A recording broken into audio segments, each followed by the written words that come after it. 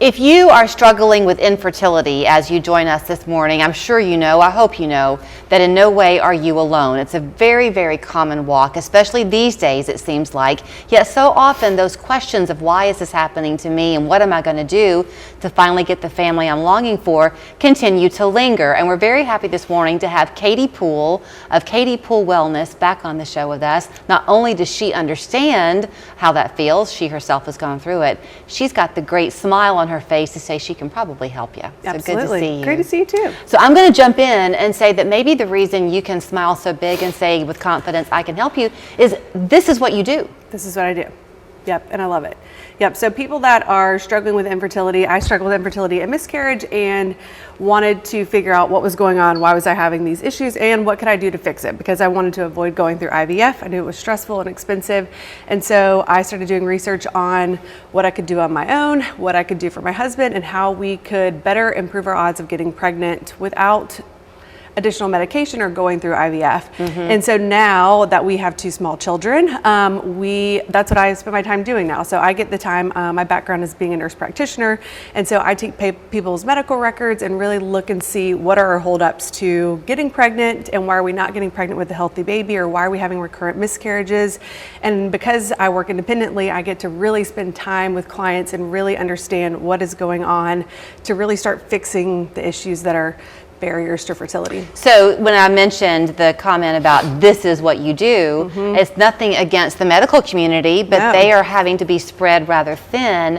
And I would guess that when you see couple after couple after couple, as the week goes on, you begin to almost have this sixth sense about maybe what's happening with somebody. Yeah, once you start doing this multiple times, you start seeing some patterns with lab work and saying, oh, you know what, this is a problem. We need to go figure out why this is abnormal. And we need to start taking those steps to fix that problem so that we just create a better environment for fertility for male and females. Is it ever an environmental factor? Sometimes people have exposures to toxins that they're not aware of that are negatively impacting their fertility and egg health and sperm health. So yeah, there are sometimes that we identify things in the home or problems that are pretty easy to adjust a lot of times, certain like water filtration systems that we need to adjust, and just really minimizing those exposures to toxins, because we are seeing that we're exposed to so many toxins on our day-to-day basis. It's actually affecting baby's health. So if baby is exposed to these things while in mom's tummy, that can negatively impact their fertility in the future as well. That can start causing hormonal issues that present at the time of birth. So we really want to minimize toxin exposure for overall fertility, but also for the health of baby. So we have a financial advisor who comes on the show, and his catchphrase is, you have to watch a thing to change a thing. So when you mentioned about the water filtration, I thought, how many people are going to really even think about that? But you must do some very deep dives into really how they're living to figure out what then needs to be addressed. Yep, we look at everything. So there's a lot of key pillars to fertility, looking at making sure you're actually getting enough sleep consistently, looking at do we have signs that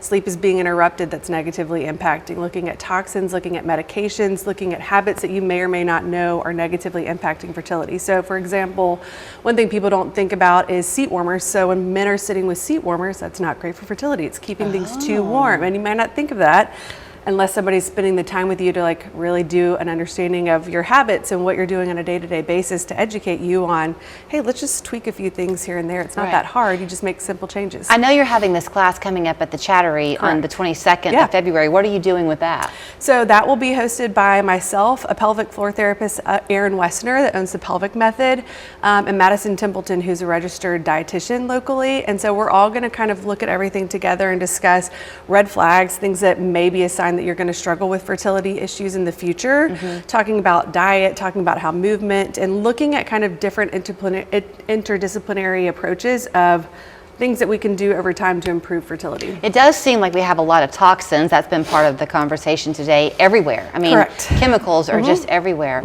There seems to be an increasing trend too among teenage girls taking the pill or other forms of contraception. So does that become a problem when they're now ready to have children in their 20s? Great question. So I think there's a lot of misconception that goes along with birth control. A lot of times teenagers or young women are put on birth control and they're not really educated on why am I on this? What do I need to be looking for in the future?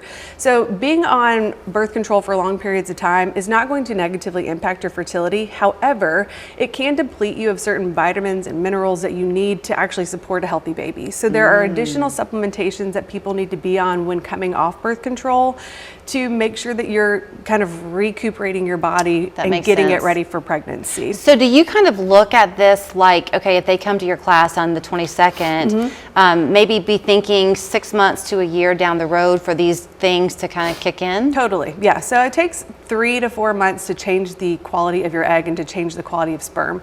So if you think about what you're doing today, that's going to impact what happens 3 months from now. So we want to get those changes integrated ASAP so that when you are ready to conceive, your body is in a place that it's easier to do so. And I would think that's helpful because then you can sit back and relax a little bit and not be stressed out about it, because that's going to be a negative. That makes a huge difference too. Yeah, so the stress just surrounding infertility is so great, and it can be another job, you know, appointments and stressing and timing and, you know, peeing on sticks and all the things that can come along with it. It's just exhausting. And so by taking the initiative to like really prepare your body on the front end, we can prevent so many problems on the back end that it's like, oh shoot, we should have addressed this sooner. We should have caught this sooner. So the preconception planning is huge for what I do. Well, here is where you will find her. It's Katy Poole Wellness. Isn't that just fun to say? You can find her online at katypoole.com. She's all over Instagram if you want to make an appointment, and then go see her on the 22nd at the Chattery. Perfect. Thanks so much. Appreciate it. A baby boy's nursery sits empty in North Georgia, his new parents in an international custody battle. I'm afraid he's going to forget me. What will it take to get their baby home? Monday at 4 and 6, only on Local 3 News. The out-of-town billboard lawyers wanted up to 45% local